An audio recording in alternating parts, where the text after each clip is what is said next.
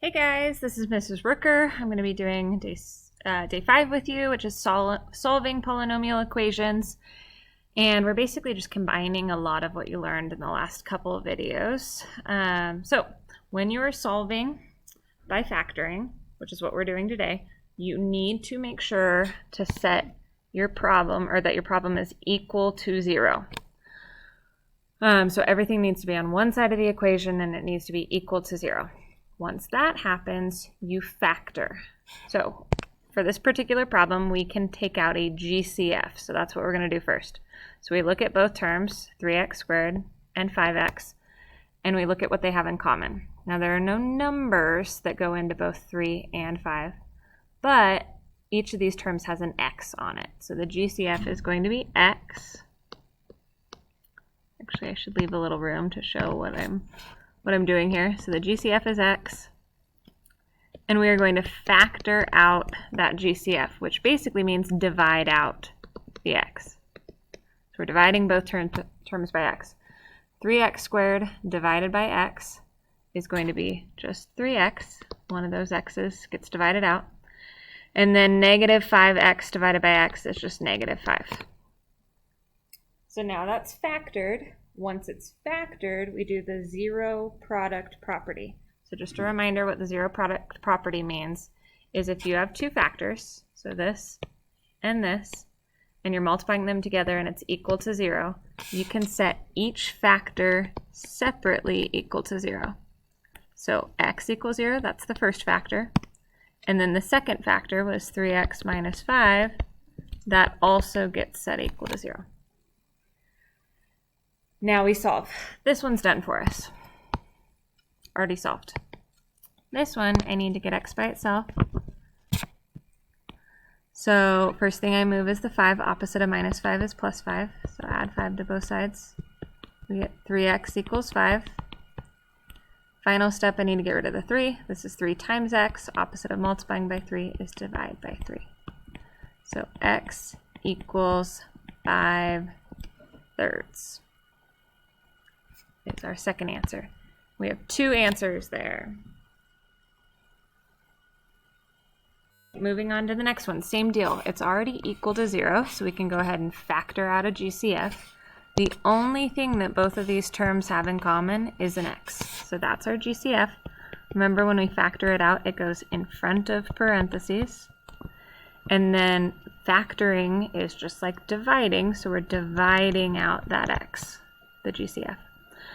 X squared divided by x is just going to be x minus 6x divided by x. The x's cancel. We just get 6.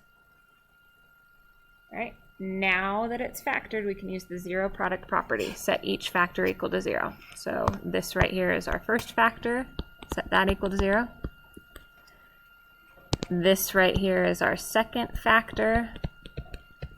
Set that equal to 0 as well.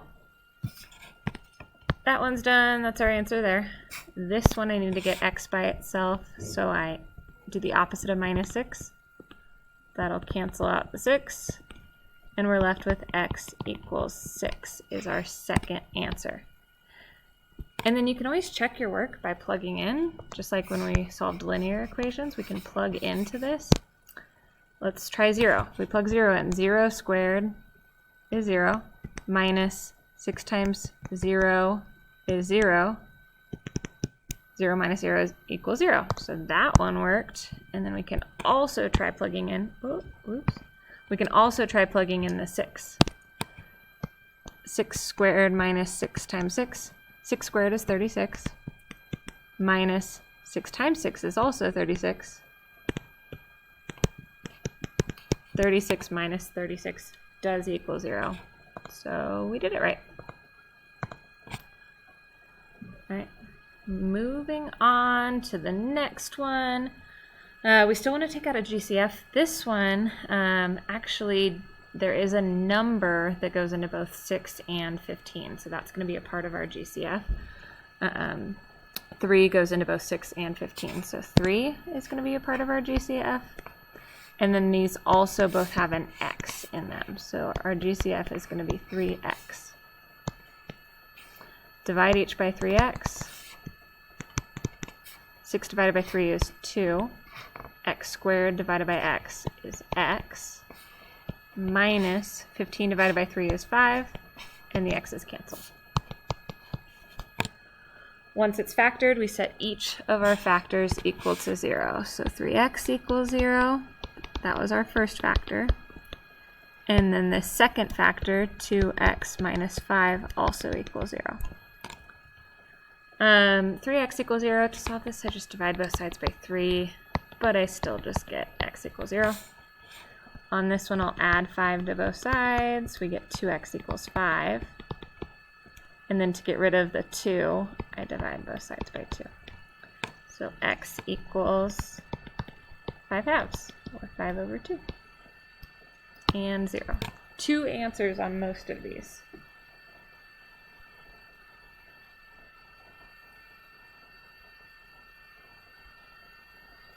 Alright, so moving on to number 3. Take a look at these for a second and think about what's different about 3, B, and C than the previous ones. If you thought that what looked different is that they weren't equal to 0, then you're right. That's what I was thinking. So what we need to do is get everything on one side. I like this term, the term with the squared. I like that to be positive, so I'm going to leave that where it is. And I'm going to move this guy to the other side. The way to move something to the other side is to do opposite of what it is. This is positive 12a. I'm going to subtract 12a. Whatever I do to one side of the equal sign, I have to do to the other. That's going to cancel that out, and I'm going to be left with just 0, which is what we want. On this side, I have to leave these separate. These are not like terms. An a squared cannot combine with an a. So I'm going to write it as 8a squared minus 12a. And leave them separate. Now we can factor out a GCF. Look at 8 and 12. There is a number that goes into both. 2 goes into both, but we want to go bigger than 2. 4 also goes into both. And that's the biggest one, because 8 doesn't go into 12, so can't do 8. So it's going to be 4 for the number part of the GCF, and then they also both have an a in common. So my GCF is 4a. Factor that out, goes in front of parentheses, and when I factor out a GCF, it's basically just dividing out the GCF. 8 divided by 4 is 2. A squared divided by a is a. And then we're going to have minus 12 divided by 4 is 3. And a divided by a cancels. Now that it's factored, I do that 0 product property, which means I set each factor equal to 0. 4a equals 0, and 2a minus 3 equals 0. And then I solve. To get a by itself on this first one, I just have to divide by 4, but I still just get that a equals 0. On this one, I add 3 to both sides to get rid of the 3. I get 2a equals 3. And then I need to get rid of this 2. This is 2 times a, so opposite of multiplying by 2 is to divide by 2. And I get that a equals 3 halves, 3 over 2. So those are my 2 answers.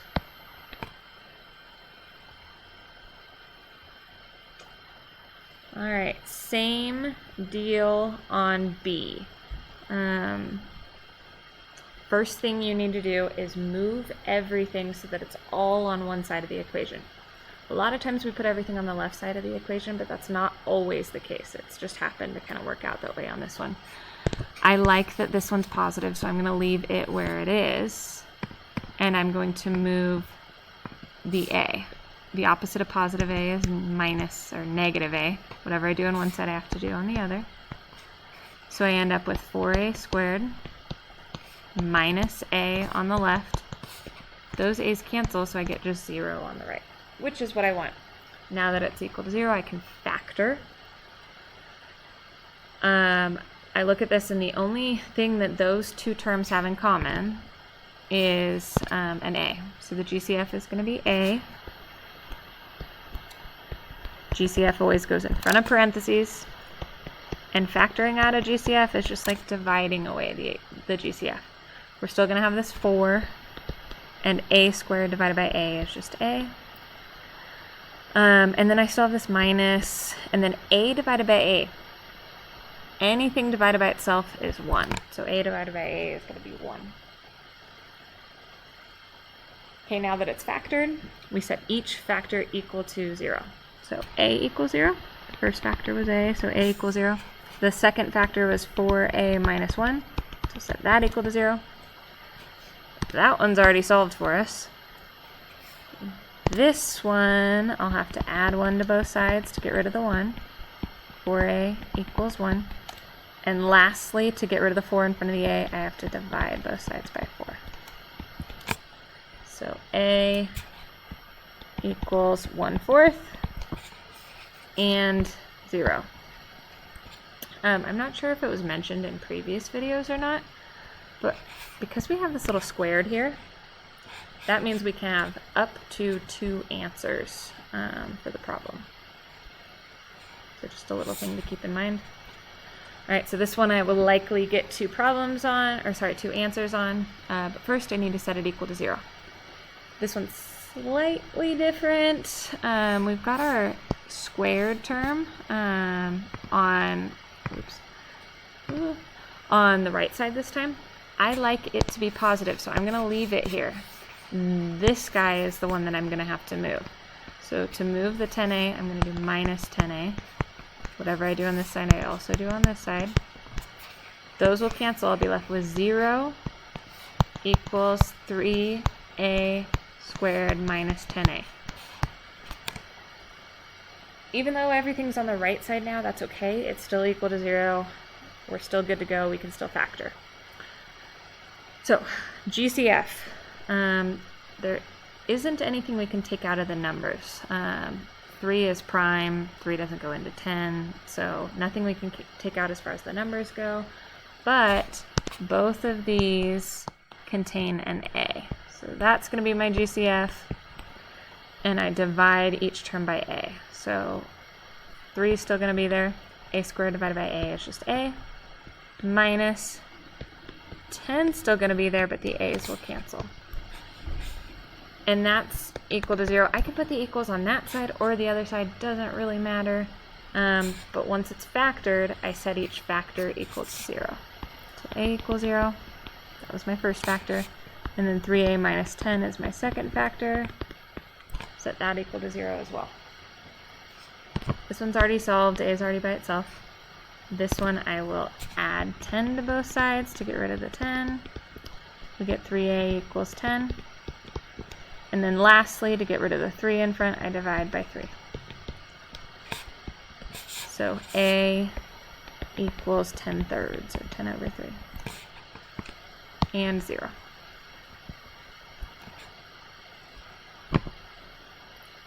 Alright, so go ahead and pause the video if you need to kind of catch up, write all that stuff down before we move on to the last couple problems. Alright, so the final 2 problems say to find all of the zeros of the function. Alright, so I'm sure your teacher will talk about this a little bit more in class, but finding all the zeros for our purposes on these problems is that we are just going to set the function equal to 0 and solve. So, set equal to 0 and solve. So what I mean by that is we're not going to worry about this f of x. We are going to say that f of x is 0. So just turn that into a 0. Same thing with this g of x over here. We're just turning it into a 0. We're factoring and we're solving. So just like we did above. Alright, so we've got 0 equals 3x squared minus 6x. We need to factor out a GCF. 3 goes into both 3 and 6. So that's a part of our GCF. And then, oops, I should leave a little room. And then they both also have an x on them. So my GCF is going to be 3x. Divide each term by 3x. 3x squared divided by 3x. The 3's will cancel. X squared divided by x just becomes x. Minus 6 divided by 3 is 2, and the x's cancel. Remember, this is equal to 0. I can put the 0 on this side or the other side. Doesn't really matter. But at this point, now that it's factored, I set each factor equal to 0. 3x equals 0. And x minus 2 equals 0. This first one, divide by 3, x equals 0. The second one, add 2 to both sides, x equals 2. Alright, and then the last one, I'm going to have you just go ahead and pause the video and try this one on your own. And when you unpause, I'll have the solution there for you. Go ahead and do that now. Alright, so here is the solution to this. If you have any questions on this particular problem or really any of the problems, make sure to ask your teacher in class. Alright, thank you guys. Have a good one.